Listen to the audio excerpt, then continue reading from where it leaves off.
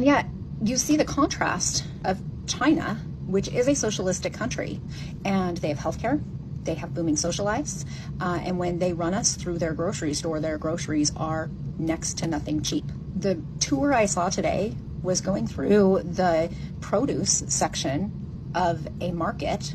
They had fresh ears of corn, 4 for 80 cents. They had glorious amounts of fresh produce. The market was filled, which we're not getting that in our markets right now. Oftentimes when I go into the store, there isn't stuff there. Our supply chain is broken. Socialism is so bad, yet people underneath a socialistic regime have life pretty good. And they are happier people. They are kind.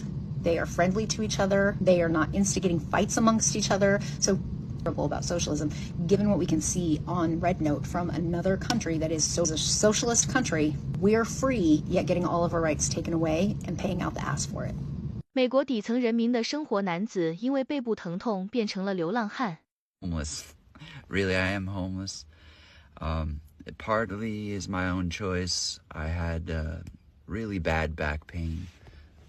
For a few months, I couldn't barely walk, and I couldn't work. And I was already in a bad financial situation, so I became homeless.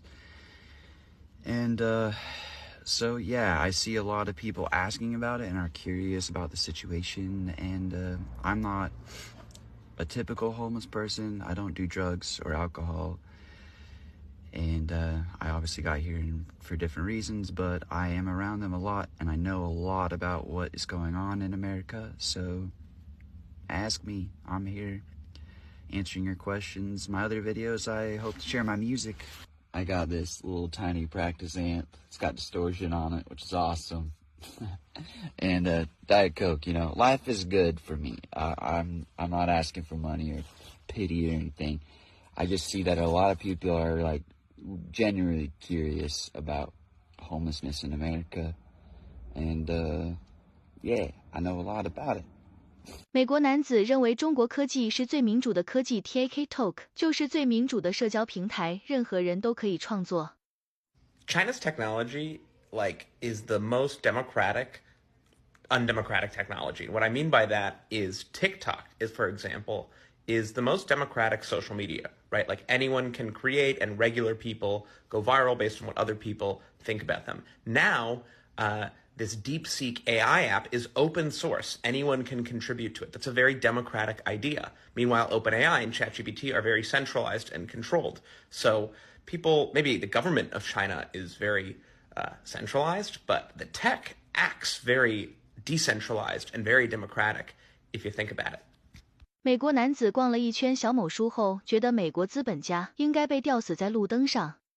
You're going to want to stick around to the end of this Chinese person's post about their thoughts on America and Americans after checking us out like the last week on Red Note. So I'm going to go ahead and read it. This is quoting through translation, so I apologize, it's not perfect. I've been browsing Xiaohongshu for a few days and observing Americans for a few days, and I've come to some conclusions.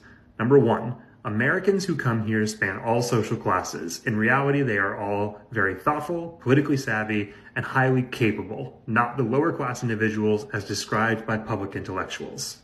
Number two, they desperately want to change some things, but unfortunately it's very difficult to do so. Their current society resembles the state of China's feudal Ming dynasty in its final years, with the added oppression of the Qing dynasty's literary inquisition.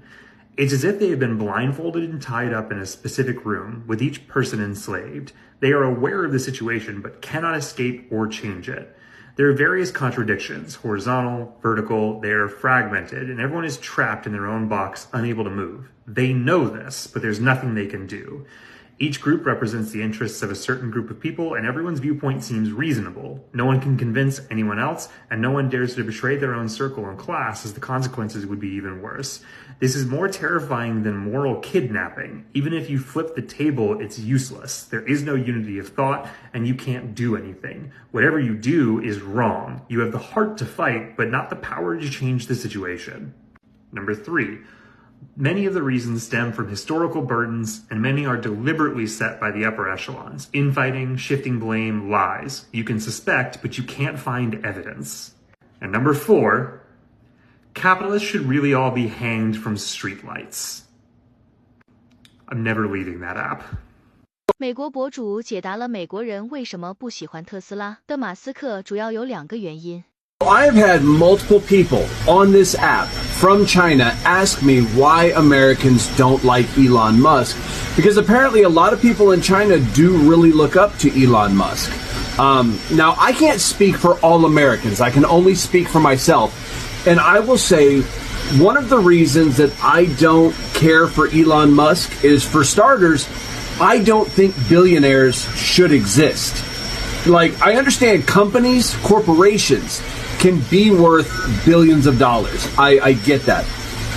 But the fact that any one human being could have more money than they could spend in 100 lifetimes, for me personally, I feel that that is something that is inherently evil. Something that's wrong with the world when there's so many people starving, so many people going without. Of course, I'm sure most of you have seen the video of what he did at our country's inauguration yesterday. And I am a United States Marine Corps veteran. I served in our military. My family has served in the military as far back as I can trace my roots. My grandfather fought in World War II against people that did what he did and thinks the way he thinks.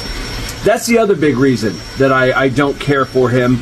And I also don't care for the fact that he tries to present himself as some great inventor, some great scientist, some great prolific thinker of our time, when he hasn't invented anything. He hasn't created anything. Tesla was already a company creating cars when he bought it. SpaceX was already a company making rockets and trying to do space exploration when he bought it. Literally, all he does is buy these companies, get a bunch of money from the U.S. government, and sinks that money into those companies. So, and there's plenty of other reasons not to like Elon Musk, but those are some of the big reasons for me. I hope that clears it up for a lot of you guys. And if you guys have any other questions, like I said, I'll answer them as best I can.